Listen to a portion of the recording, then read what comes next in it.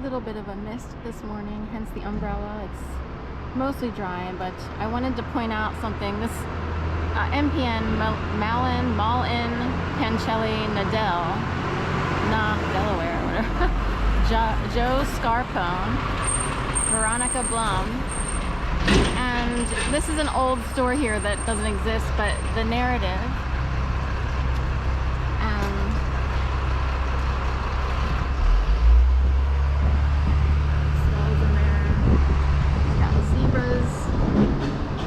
Zebras back in there.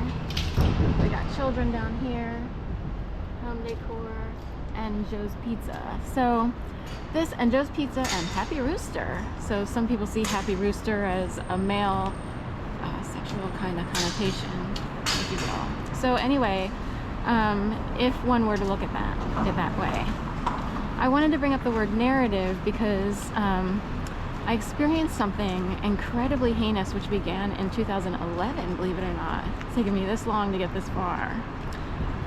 So in 2011, I was made to believe I'd be murdered in my apartment by a series of orchestrated events, and it was a series of orchestrated events. There are orchestrators behind it. It was so crazy hour in the morning that I didn't call my mom until the next day. But I do know my hands were so limp, my entire body, all the muscles limp. When you're terrorized and terrified and you believe you're going to be killed, your muscles go limp, and guess what? You can't scream. I was stunned. It took me a few minutes. I called my sister because it was like 3:34 in the morning. She convinced me to finally call police. She also suggested putting a chair up under the doorknob of my studio apartment. I was trembling, convulsing in fear. Whose story was it? The next day, I tried to call my mom with my sister. I dragged my sister up from Delaware to walk with me during the day because I had sort of turned to dog walking as a temporary solution to weird things going on in my workplaces, actually very abusive things in places where I've worked here in Philadelphia, including, a very quote-unquote professional job as a senior editor at North American Publishing Company, which changed its address, by the way, because storytellers have to change their address to hide what they did. They will hide their evidence. So I wanted to bring up this idea of narratives and storytelling. So anyway, really quick, brought my sister up, called my mom, and got the disconnected jingle. So again, proof that this was a setup and someone's story and someone's narrative. So I call my mom and aunt. They both live together in Jacksonville, Florida. And coinky-dink of coinky-dinks, which is not a coincidence, it's a setup. I hear doo-doo-doo, we're sorry, the phone number you're trying to reach has been disconnected. That is a setup, ladies and gentlemen. At the time, my brain was in a whole other world because I had gone to school. I wasn't in like a theater mindset. I didn't know people orchestrated and set people up. At best, I would think that would be a 7th or 8th grade pastime for a bad after-school special, after 7th and 8th grade or high school. I didn't know people who consider themselves adults did this to others. I do now. There was a white van involved. The cops tried to say it was a UPenn shuttle, but it would have been totally unmarked. There was no UPenn written on that van, and I know it. Now they have new vans for UPenn, and they're like regular shuttle buses. They don't look like a van. But they got new vans over the past, probably 3 years after my incident happened.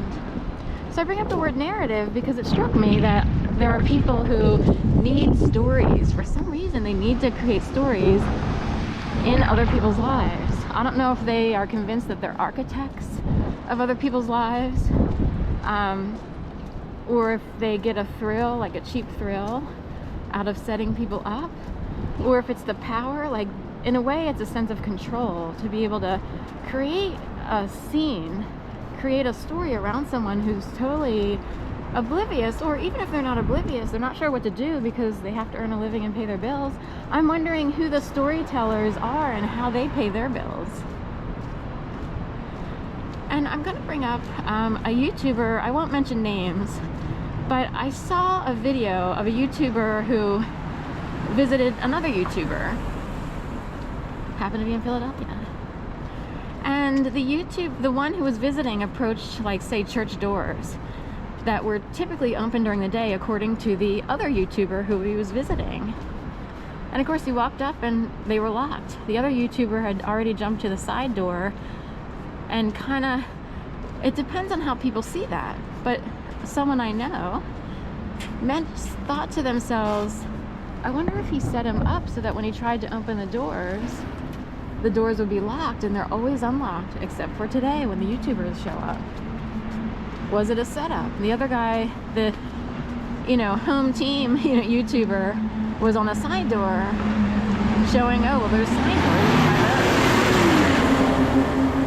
Is it like, would it be a power play, or is someone trying to show off, believing they're part of a pyramid of storytellers, of architects, of ways to mess people up?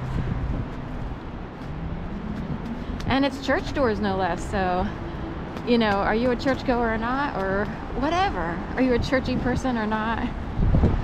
Anyway, it came up in a conversation that there are people whose entire lives are built upon desperately trying to create scenarios, skits, orchestrations, and setups around another person. Even in my case, I've visited, this is back in the day, I've visited family members who coincidentally had to take care of said other people's dogs and cats, which caused, so I'm visiting, so we all traipse over to another person's house to take care of their dogs and cats while they're oddly at a Halloween party in a far off state, which would take like 6 to 8 hours to drive to. On the front door, big gigantic skulls, like 2 double doors are part of the front door system. Skulls on both sides. And someone saw it as a power play. Oh, Sharon's visiting. We got to do this setup. We have to, she will have everybody come over and take care of the dogs and cats, and kind of mocking the fact that I was stuck in dog walking. I didn't want to dog walk full time or be a house sitter. I house sit as well, so that makes it a little bit more respectable. See, that could be a setup as well. See how these people are looking in the window over here at TD Bank behind that car. They might know there's a puddle there. If they thought that I would not know that I could be splashed by that puddle, and I've been walking around the city for years, so I know exactly how to avoid puddles. And wow, we got a lot of traffic for 7:30 in the morning. This is like a Carrie Bradshaw from Sex and the City. Sex and the City is what it's really titled. A bus drives by and splashes up on her new Bill of Onyx or whatever shoes and her dress. It's like kind of a Marilyn Monroe moment, but with rain. So anyway, when I went to visit, I wondered if it was a setup. This cat visit, dog visit with the people who I was visiting. Did that make them feel good? Did they get a power play off of it?